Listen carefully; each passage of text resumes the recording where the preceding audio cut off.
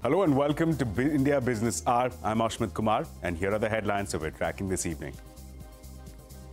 Sensex and Nifty hit record highs in intraday trade after the US Fed cuts rate by 50 basis points. Wall Street opened sharply higher with the Dow gaining over 500 points.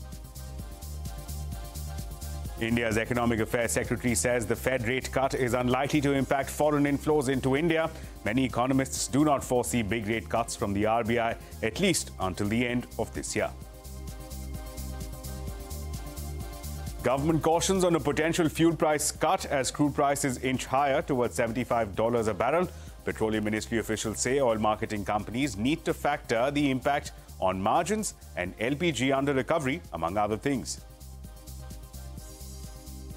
Bharti Airtel and Vodafone Idea lose the final legal remedy available in the AGR case. Supreme Court rejects curative petitions filed by the companies, alleging calculation errors by the government. Both companies owe more than 1 lakh crore rupees to the government. First Source is reinventing itself, says Sanjeev Goenka, as the company enters Australia and New Zealand. Goenka also says First Source will hopefully announce a new acquisition soon. We've really executed quite well in the last 6 months. We've materialized a lot of the potential. Shares of Bajaj Auto hit a lifetime high, crossing 12,000 rupees. Rajiv Bajaj says shares can hit 20,000 rupees. Adds that exports are doing well and Freedom and Chetak have gained traction. That's an exclusive. Government investigates allegations of unsafe and exploitative environment at audit firm EY after the death of a 26-year-old employee. The mother of the deceased blamed extreme work pressure for her death within 4 months of joining the company. EY calls it irreparable loss and says it has provided assistance to the family. Government sells Ferro Scrap Nigam to Japan's Konioke Transport Company for 320 crore rupees. The sale comes more than 2 years after the bids were invited. This is the first strategic divestment under the new NDA government. The Financial Action Task Force calls for a larger enforcement directorate to increase conviction rates and higher court capacity to fast-track white-collar trials. Says India must also do more to address financial risks from trafficking and smuggling.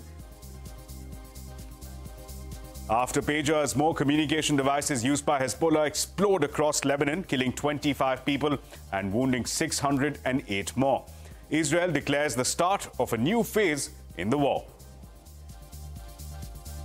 Prime Minister Modi reiterates the promise to restore statehood for Jammu and Kashmir at his first election rally in Srinagar amidst tight security. Accuses Congress, National Conference and PDP of trying to divide the state. Ultimately, I think society will benefit for what is, in my humble opinion, electricity for the 21st century. Artificial intelligence is the electricity of the 21st century, says Vala Afshar, the chief digital evangelist at Salesforce. Exclusive conversation coming up. Well, let's begin with a quick look of the day's market action. The Sensex and the Nifty hit record highs in early trade as the 50 basis point rate cut by the US Fed fueled this rally. But the markets did give up some of those gains, but still managed to end in the green.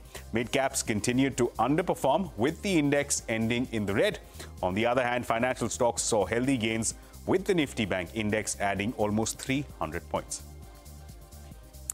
Well, here's more on the big story moving forward, moving the markets worldwide. The United States Federal Reserve kick-started its much-awaited easing cycle with an interest rate cut after over 4 years. It handed out a hefty 50 basis point cut against a widely expected 25 BPS cut. Speaking at a press conference later, Fed Chair Powell clarified that nobody should assume that this is the new pace for reductions going forward. Powell said that Fed committee has greater confidence that inflation was moving sustainably towards the target of 2% set by the central bank. Powell also stressed that the Fed's goal now is to keep inflation stable while simultaneously ensuring unemployment rate does not tick higher. Back home, India's Economic Affairs Secretary maintained that supersized rate cut by the Fed would not have any significant impact on FPI inflows in the country. Market experts and economists maintain that a rate cut by the RBI, if any, may not happen before the end of this year. See, Federal Reserve has done what it assesses the good for the US economy, the largest economy in the world. And I see it as a positive for the global economy, including for the Indian economy. As far as your question about flows are concerned, it is a 50 basis points cut from a high level, from the high level. So I don't see that making any significant impact on the flows. You have to see how the things develop going forward. All Asian central banks can cut rates today, including the RBI. But my colleagues here, we believe the RBI is not, not going to be aggressively cutting. I.e., the RBI is going to behave in a different way from the Fed. And actually, the RBI in recent months has been actually counter-cyclical because they've been doing these preemptive regulatory measures as regards the banking system. And so I would assume the RBI will cut rates once before the end of the year, but I could be wrong. So it will be difficult for, I think from that context, RBI to go ahead and cut rates. But if we are wrong and inflation does go down to 4% sustainably, I think that will definitely open up the room for RBI to cut rates.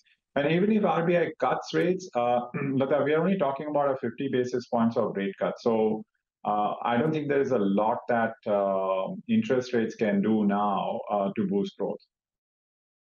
But I do think the RBI will want to see a little bit more data. So we actually think in October they'll still hold their gunpowder.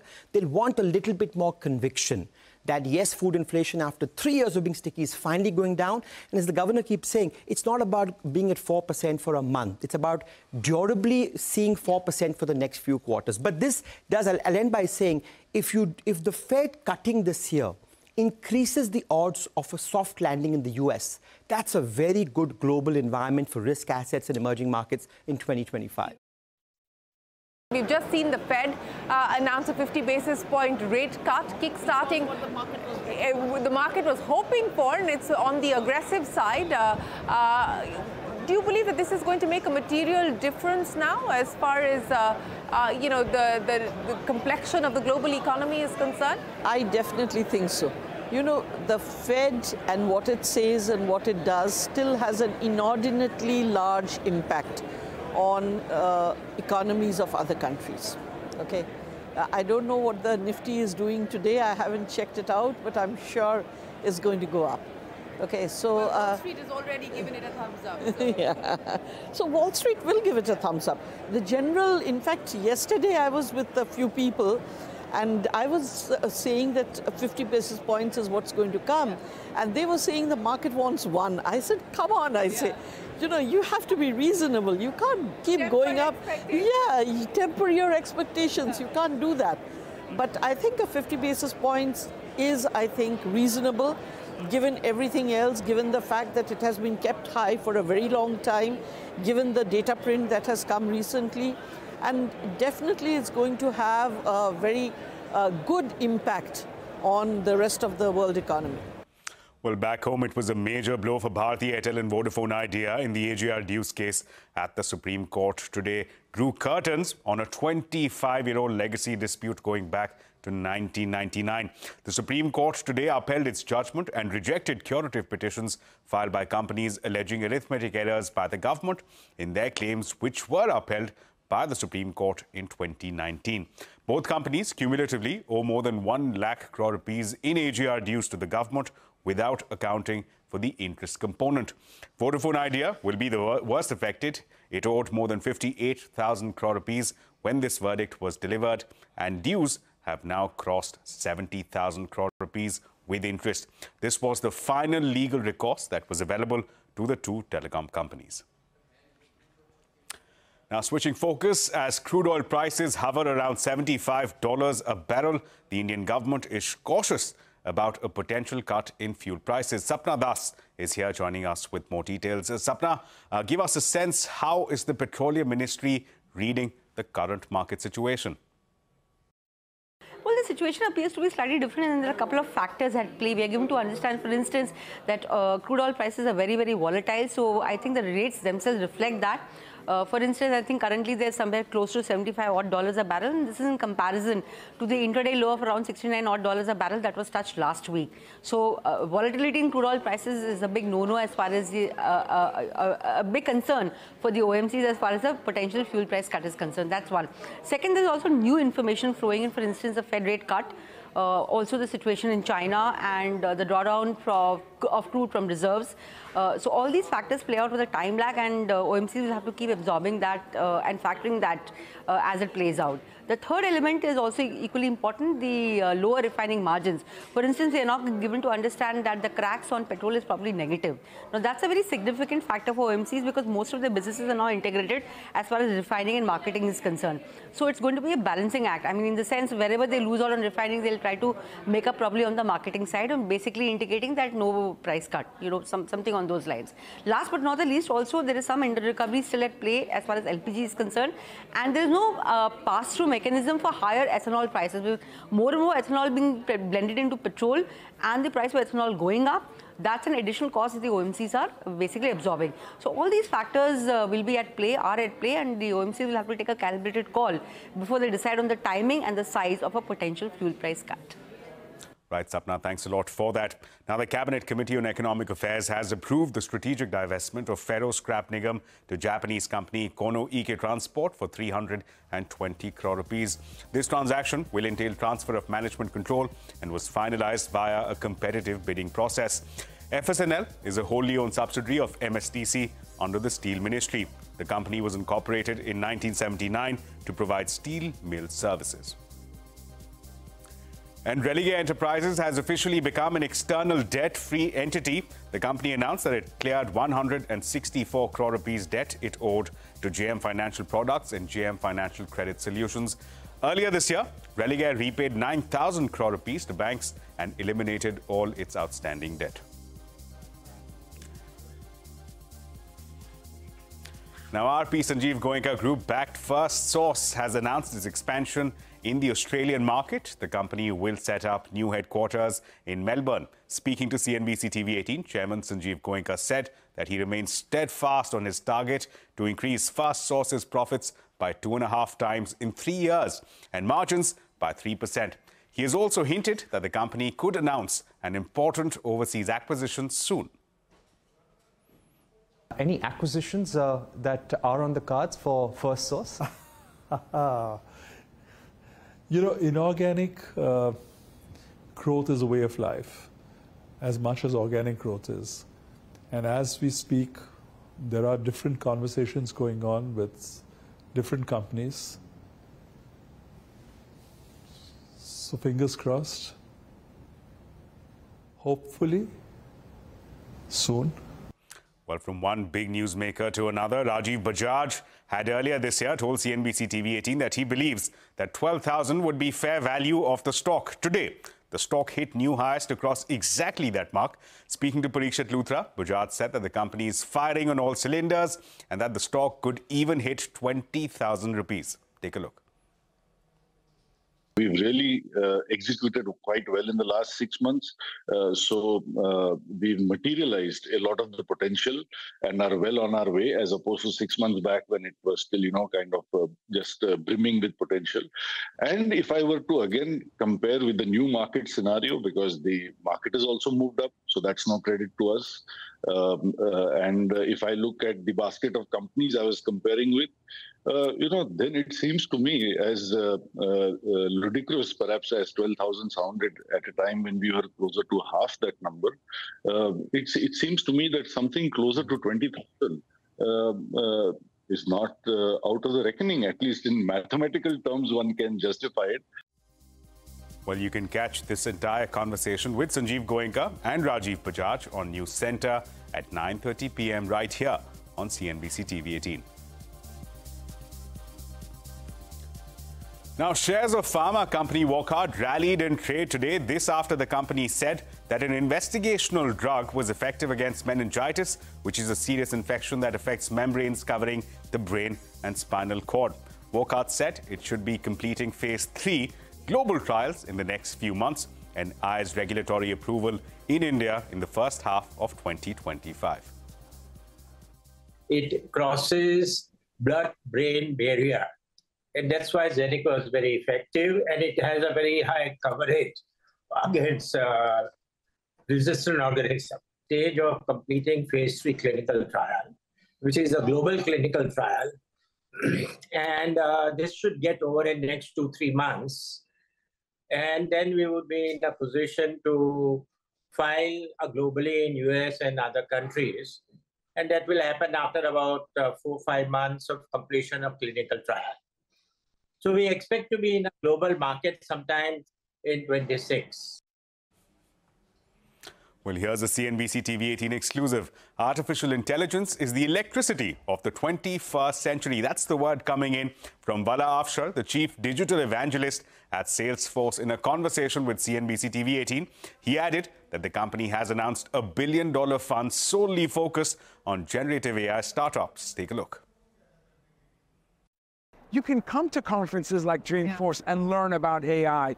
You can get certifications on Trailhead at no cost and better yourself. Ultimately, I think society will benefit for what is, in my humble opinion, electricity for the 21st century.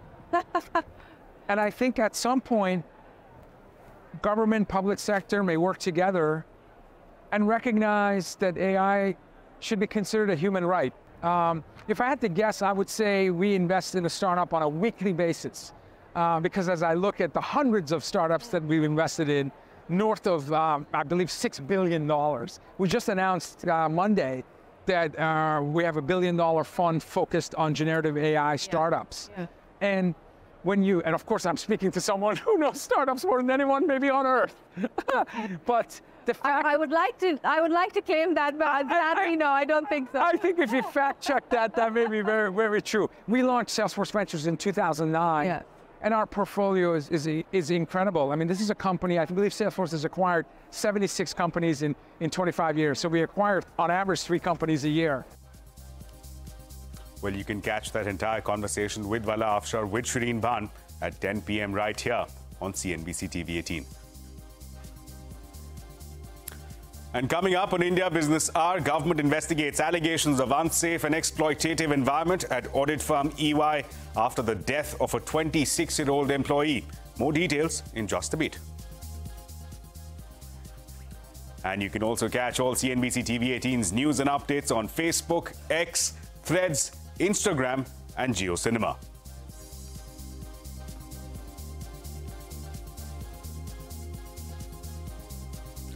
Well, here's the big international story. It's the escalation in West Asia. At least 25 people have died and over 600 were injured after communication devices used by militant group Hezbollah detonated across Lebanon.